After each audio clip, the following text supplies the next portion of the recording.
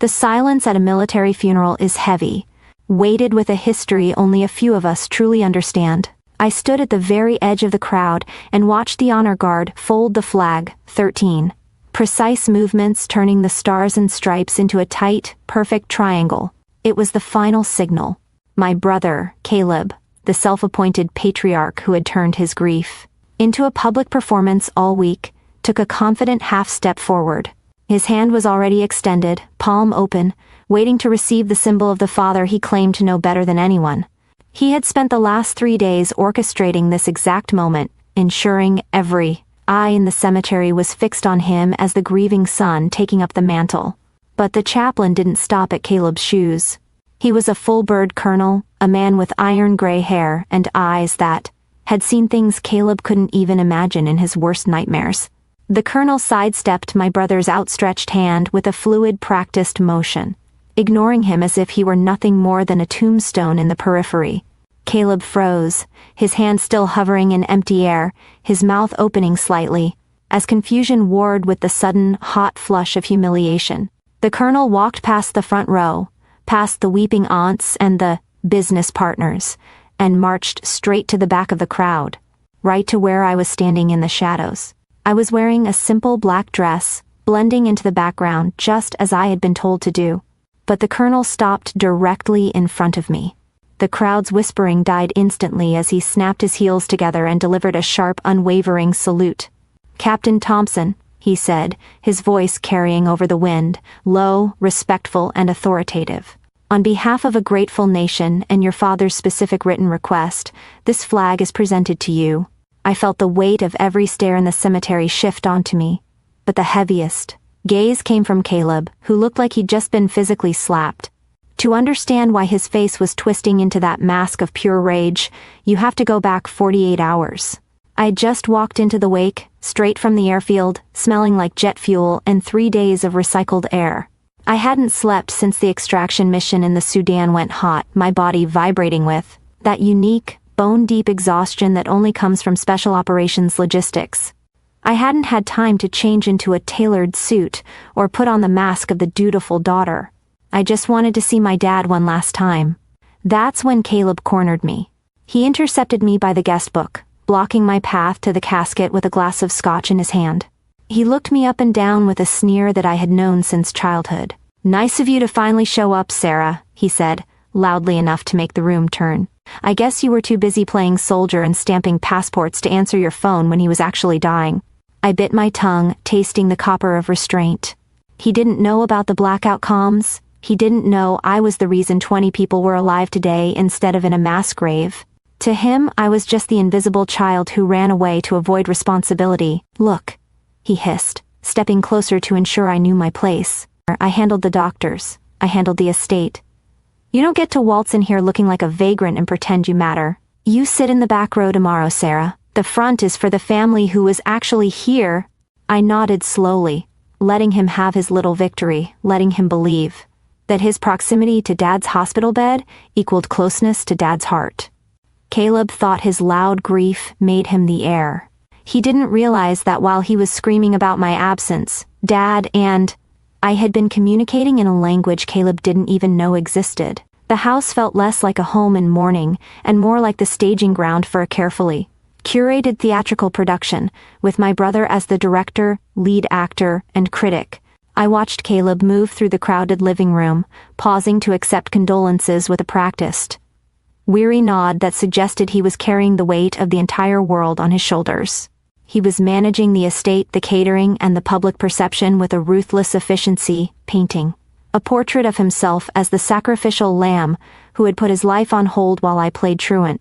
When he finally acknowledged my presence, it wasn't with a hug or a shared tear, but with a clipboard and a tone usually reserved for disciplining a distracted intern.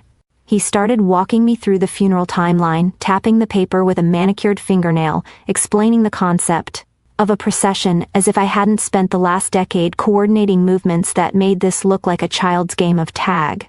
I stood there, gripping my cold coffee, and felt the familiar sting of the internal ledger. Opening up, the graduation he skipped, the promotion he ignored, and now this.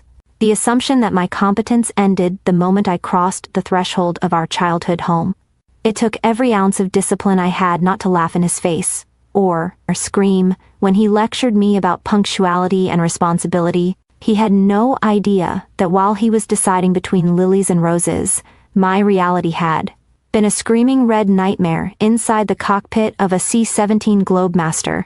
Just 72 hours ago, I wasn't on vacation or finding myself, as he liked to tell the relatives. I was commanding a crew through an alpha-level crisis, the airframe shuddering violently under the stress of a tactical descent into a hostile zone that didn't officially exist on the news. I could still smell the sharp tang of hydraulic fluid and the sweat of my CO pilot. I could still hear the threat warnings blaring in my headset, a rhythmic pulse of danger that demanded absolute, icy perfection. The reason I missed the final call, the reason my phone was dead when Dad took his last breath, wasn't because I didn't care. It was because I was in a strict comms blackout, holding the lives of 300 souls in my hands, making the impossible choice between being a good daughter and being a good officer. Caleb saw a sister who couldn't be bothered to check in. I saw the trembling hands of the evacuees. I brought home a trade-off that tore my heart out, but one I knew Dad would have understood. That was the bitter irony of Caleb's entire monologue, the story he told everyone about Dad's final months. He painted our father as a confused, senile old man who rambled nonsense, a shell of his former self who needed Caleb's constant, suffocating guidance. Caleb would roll his eyes when Dad asked about the birds or muttered about weather patterns in the Middle East, apologizing to guests for the delirium. But I knew better. I knew that Dad wasn't losing his mind. He was keeping my secrets. We had built a fortress of trust right under Caleb's nose, a communication system, based on encrypted emails and code phrases buried in casual conversation. When Dad asked if the Hawks were flying south, he was asking if I was deploying. When I said the forecast is heavy, he knew I was walking into fire. He wasn't confused, he was proud. He was the only one who knew that his daughter wasn't just stamping passports, but was operating at the tip of the spear. I remembered the clarity in his eyes during our last video call, the way he looked at me not as a child to be managed, but as an equal to be respected. He played the part of the frail invalid for Caleb, but, for me, he remained the sharp, knowing confidant who understood that silence is often the loudest part of duty.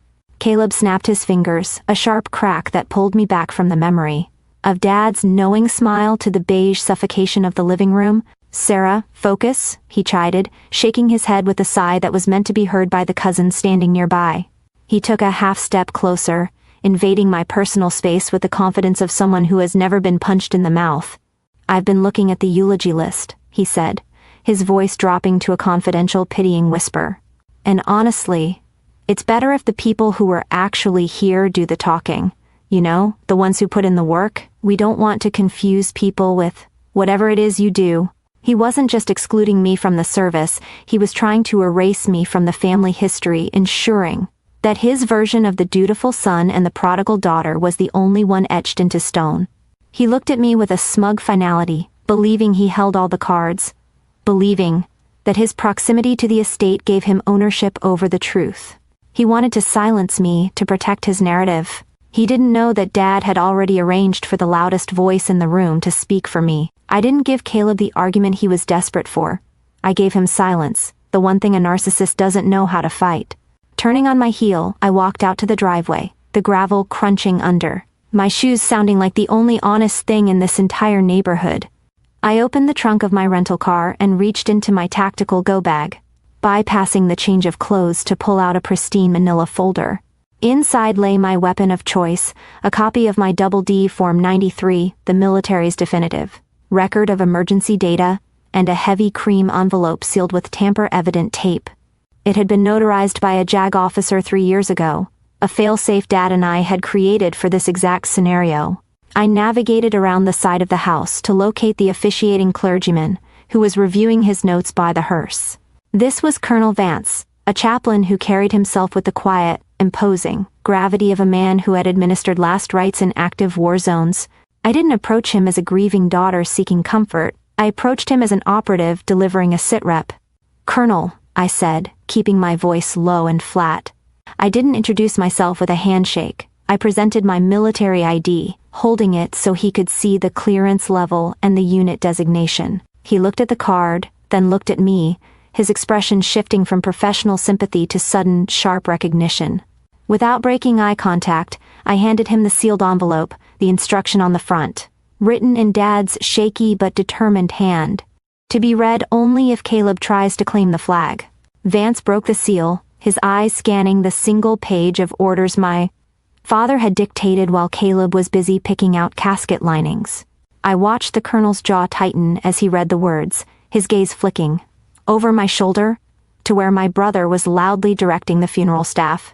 Vance refolded the letter and tucked it securely inside his Bible, giving me a nod that was barely visible to anyone else. "Understood, Captain," he said, his voice hardening into steel.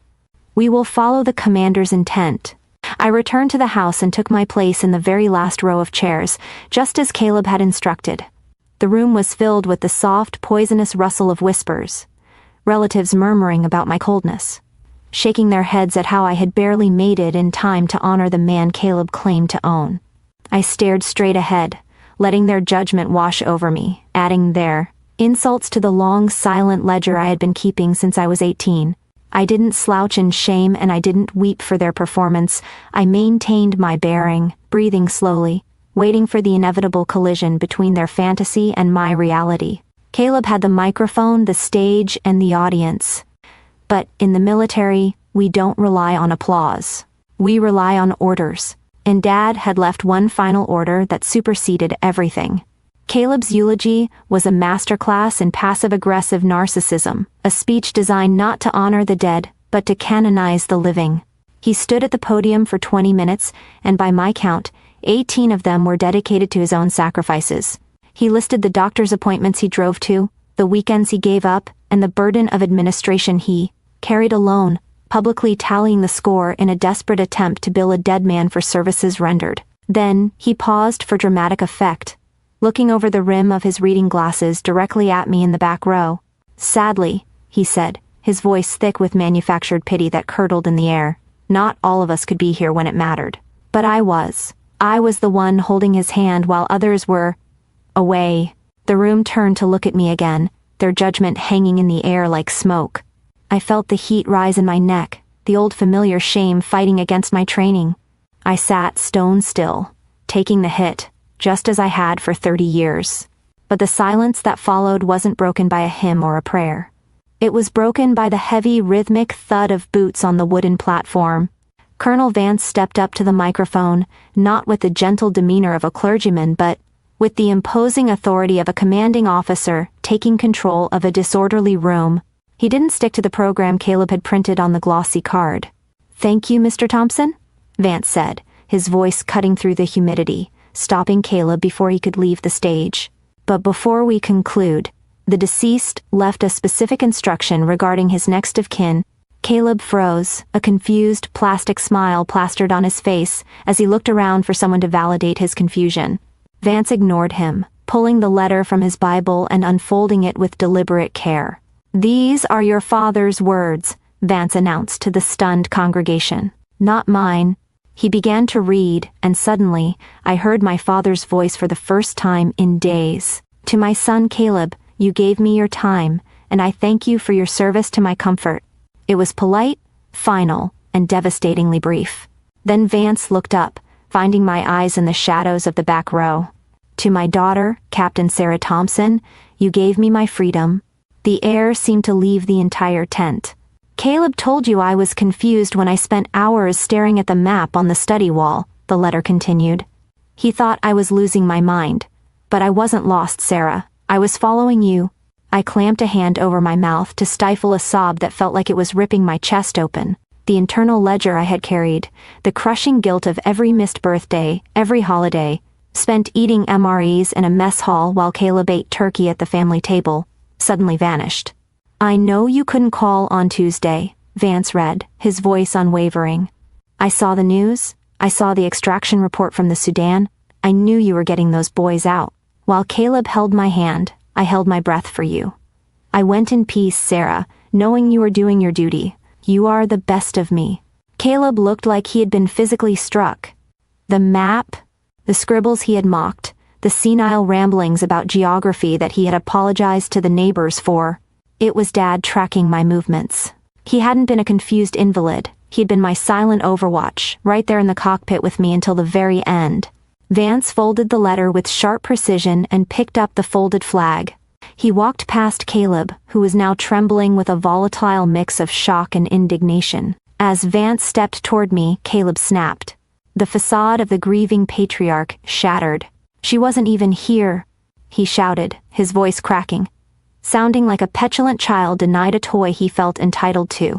"She abandoned him." Vance didn't even blink. He looked at my brother with a pity that cut deeper than any anger could. "She was exactly where her father raised her to be," Vance said, his voice echoing off the headstones with the weight of absolute truth. On the line. "This flag belongs to the warrior of the family." In 1 minute, the letter dismantled 30 years of Caleb's resentment.